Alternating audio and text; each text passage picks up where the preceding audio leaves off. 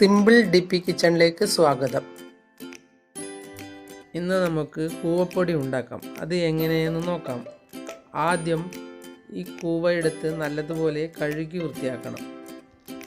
ഇതിൽ മണ്ണുണ്ടാകും.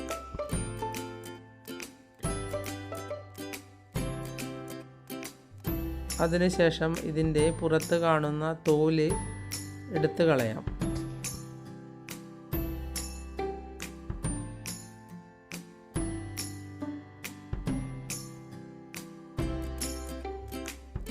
ഇങ്ങനെ പിടിച്ചു വലിച്ചാൽ ഇത് ഊരി വരും.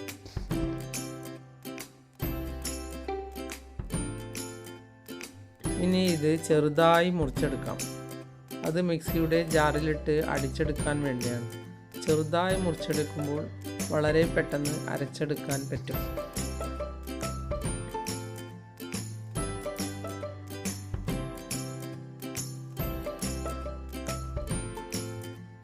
ഇനി ഇത് നമുക്കൊന്ന് അരച്ചെടുക്കാം.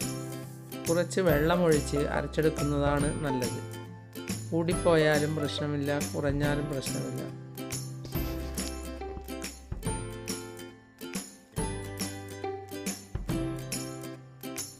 ഇനി ഇതൊന്ന് അരിച്ചൊഴിക്കാം.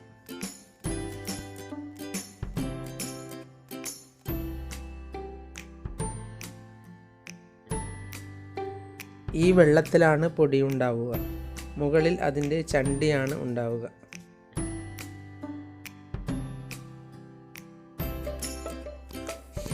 ഇത് ആദ്യമുള്ള വെള്ളം ഒരു കളർ വെള്ളമായിരിക്കും.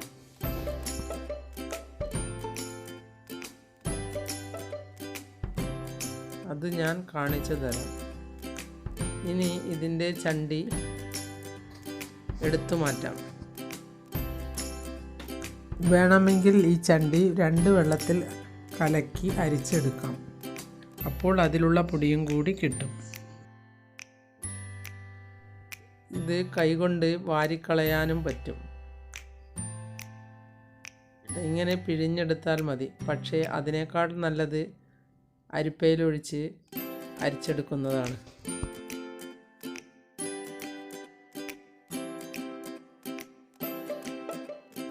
പിഴിഞ്ഞെടുത്ത ചണ്ടി വീണ്ടും വീണ്ടും അരയ്ക്കാതെയാണ് കുറച്ച് വെള്ളമൊഴിച്ച് 2 തവണ അരിച്ചെടുക്കേണ്ടത്.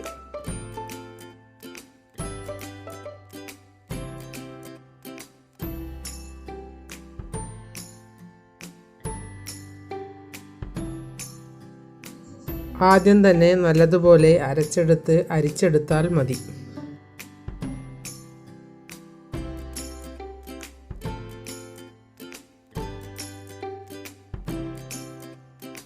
ഇനി ഞാൻ പറയുന്നത് നീലക്കൂവയെ പറ്റിയാണ്. അത് കാണുമ്പോൾ ഇഞ്ചി പോലെ ഇരിക്കും. മുറിച്ച് നോക്കിക്കഴിഞ്ഞാൽ നീല കളറായിരിക്കും. അതിൻ്റെ തോലും നീക്കിയ ശേഷം കൂവ പോലെ അരച്ചെടുക്കുകയാണ് വേണ്ടത്. ഇതിനെ നീലക്കൂവ എന്നാണ് പറയാറ്. ഇതിൻ്റെ പൊടിക്ക് കിലോവിന് 1000-ന് മേൽ വിലയുണ്ട് എന്ന് പറയുന്നത് കേൾക്കുന്നുണ്ട്. കണ്ടില്ലേ ഈ വെള്ളത്തിനൊരു നിറവ്യത്യാസം? ഇത് ഇളക്കാതെ സാവധാനം ചരിച്ച് മുകളിലുള്ള വെള്ളം കളയണം.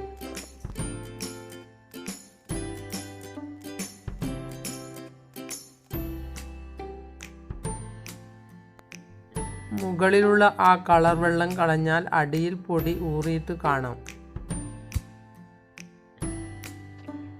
ഏറ്റവും നല്ല പൊടി അതിൻ്റെയും അടിയിലാണ് ഉണ്ടാവുക. ഇങ്ങനെ ഊറ്റി പുതിയ വെള്ളമൊഴിച്ച് ഇളക്കി വയ്ക്കുക. അങ്ങനെ 3-4 പ്രാവശ്യം ചെയ്യുമ്പോൾ വെള്ളം തെളിഞ്ഞു വരും. അപ്പോഴാണ് നമ്മൾ ഇതിൻ്റെ പൊടി എടുക്കേണ്ടത്.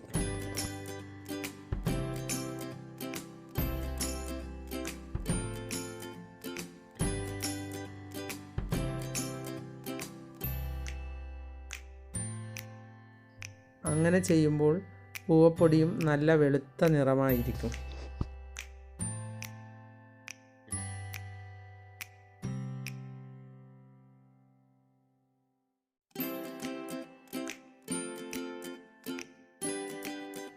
അതിൽ അഴുക്കൊന്നും ഉണ്ടാവില്ല. കാണാനും നല്ല ഭംഗിയാണ്, സ്വാദുമാണ്. നമ്മളിപ്പോൾ ഉണ്ടാക്കുന്നത് വെള്ളക്കൂവപ്പൊടിയാണ്. വെള്ളക്കൂവപ്പൊടിയേക്കാൾ വില കൂടുതലാണ് നീലക്കൂവപ്പൊടിക്ക് എന്നാണ് പറയുന്നത്. അത് എനിക്ക് ശരിക്കും അറിയില്ല. ഞാൻ വീട്ടിൽ തന്നെ കൃഷി ചെയ്ത് പൊടി ഉണ്ടാക്കലാണ് പതിവ്.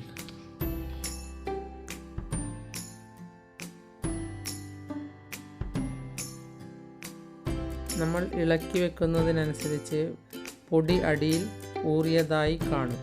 2 മണിക്കൂർ നേരം കഴിഞ്ഞാണ് ഈ വെള്ളം ഊറ്റിക്കളയേണ്ടത്. മുകളിൽ കാണുന്ന പൊടി അതിൻ്റെ ഫൈബർ മുറിഞ്ഞു കിട്ടുന്നതാണ്. ഏറ്റവും നല്ല പൊടി പാത്രത്തിൻ്റെ അടിയിലാണ് ഉണ്ടാവുക. അത് അവിടെ നല്ല ഉറച്ച രീതിയിലാണ് ഉണ്ടാവുക.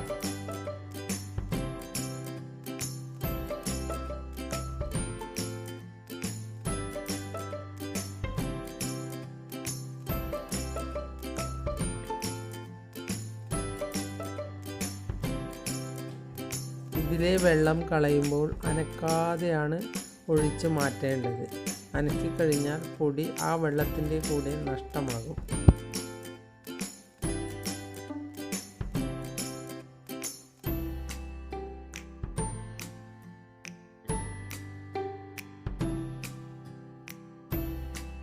വെള്ളം നമ്മൾ ചെരിച്ച് കളഞ്ഞ ശേഷം ശുദ്ധവെള്ളം ഒഴിച്ചാണ് ഇളക്കി വെക്കേണ്ടത്. നല്ലതുപോലെ ഇളക്കി വെക്കണം, എന്നാലാണ് ഇത് പൊടി വൃത്തിയായി വരിക.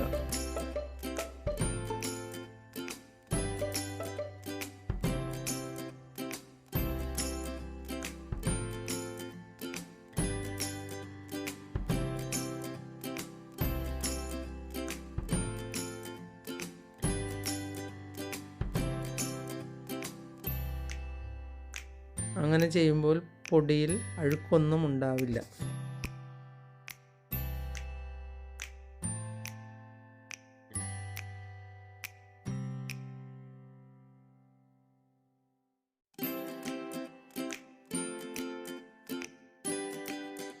ഇതാ ഇപ്പോൾ പൊടിയും വെള്ളവും മാറി മാറി നിൽക്കുന്നത് കണ്ടോ?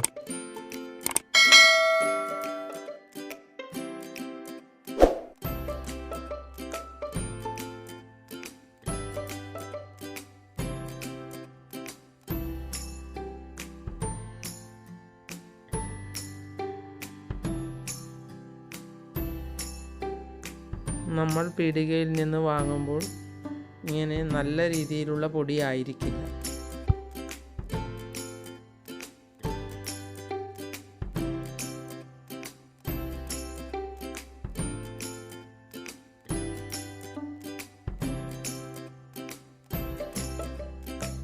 ഇതുണ്ടാക്കുമ്പോൾ കുറച്ച് പൊടിയേ കിട്ടൂ. അപ്പോൾ അവർ ഇതിൽ പലതും കലർത്തി വെക്കും.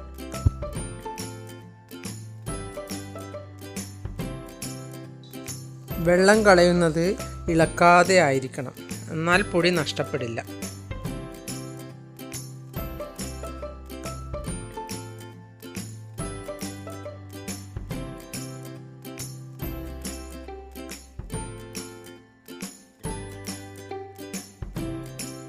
ഇങ്ങനെ സാവധാനം തുണിയിൽ ഒഴിച്ചു കൊടുക്കാം.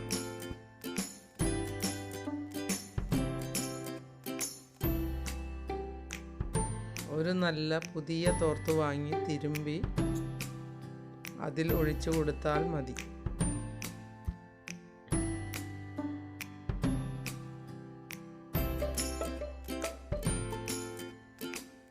അടിയിൽ ഈ കാണുന്നതാണ് നല്ല പൊടി.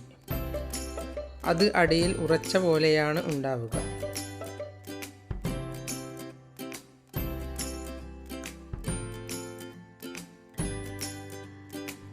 ഫൈബർ മുറിഞ്ഞ് വെള്ളത്തിൽ ഒലിച്ചു വരുന്നത് പിഴിഞ്ഞെടുക്കാം. അടിയിൽ പിടിച്ച പൊടി പിഴിയരുത്, അത് വെള്ളത്തിൽ കൂടി പുറത്തു പോകും.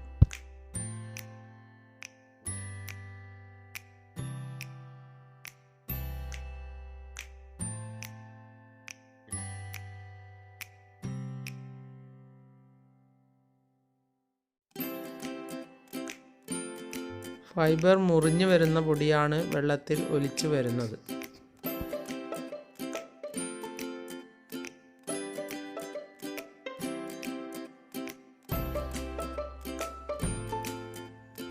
ഇനി നല്ല പൊടി ഒരു തുണിയിലേക്ക് കോരി ഇട്ട് കൊടുക്കാം. അതിലുള്ള വെള്ളം പോകാൻ ഒരു പാത്രത്തിൽ ഉയർത്തി വയ്ക്കാം. അപ്പോൾ അത് ഉറ്റിപ്പോകും. വെള്ളം ഉറ്റിപ്പോയാൽ അത് ഒരു ഇലയിൽ ഉണക്കിയെടുക്കാം.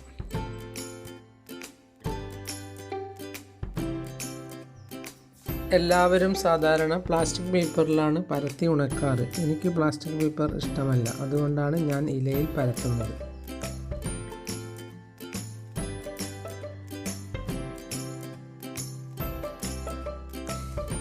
ഏതാണ്ട് 2 കിലോ വരുന്ന കൂവ അരച്ചെടുത്ത് ഉണ്ടാക്കിയ പൊടിയാണ് ഇത്. ഈ 2 പൊടികളും കൂട്ടിക്കലർത്താതെ വേറെ വേറെ നമുക്ക് ഉണക്കിയെടുക്കാം. നല്ല വെയിലുണ്ടെങ്കിൽ 2 ദിവസം ഉണങ്ങിയാൽ മതിയാകും.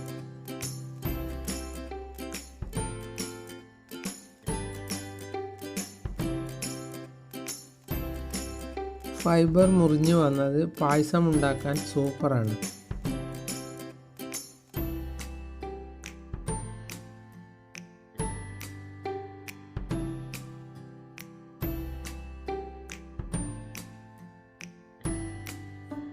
ഇത് അതിൻ്റെ മുകളിൽ കാണുന്ന ഫൈബർ പൊടിഞ്ഞു കിട്ടിയ പൊടിയാണ്.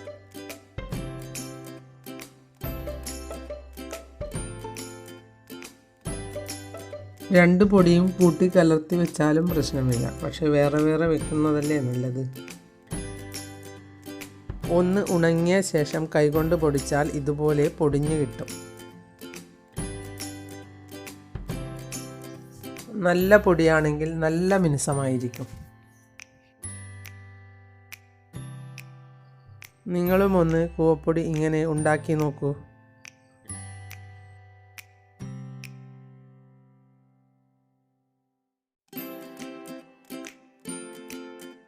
എല്ലാവർക്കും എൻ്റെ വീഡിയോ ഇഷ്ടപ്പെട്ടെങ്കിൽ ലൈക്ക് ചെയ്യുക, കൂട്ടുകാരുമായി ഷെയർ ചെയ്യുക. നിങ്ങൾ എൻ്റെ ചാനൽ സബ്സ്ക്രൈബ് ചെയ്തില്ലെങ്കിൽ സബ്സ്ക്രൈബ് ചെയ്യുക. ഞാൻ ഇടുന്ന പുതിയ വീഡിയോകൾ കാണാൻ ബെൽ ഐക്കൺ അമർത്തുക.